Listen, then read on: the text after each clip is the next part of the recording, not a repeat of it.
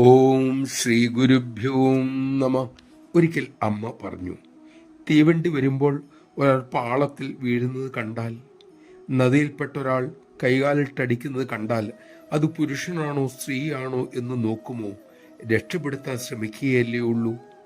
നല്ല ഡോക്ടർ മുന്നിൽ വന്നിരിക്കുന്ന സ്ത്രീയെന്നോ പുരുഷനെന്നോ ചിന്തിക്കില്ല.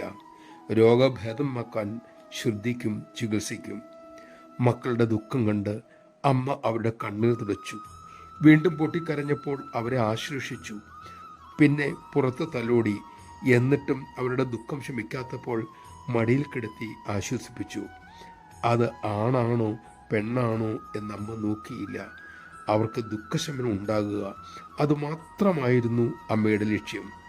അപ്പോൾ അമ്മയുടെ വഴി വേറിട്ട വഴിയായി. അതുകൊണ്ട് തന്നെ എതിർപ്പുകൾ ധാരാളം ഉണ്ടായി.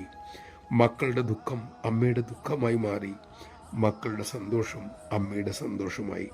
അങ്ങനെയാണ് മക്കളെ അമ്മ ഇങ്ങനെയായത്.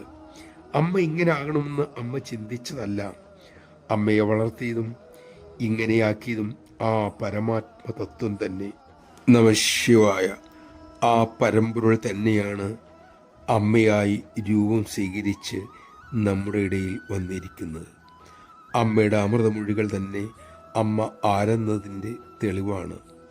മനസ്സ വാച കർമ്മണ അമ്മയെ അനുസരിക്കാൻ നമുക്ക് കഴിയട്ടെ.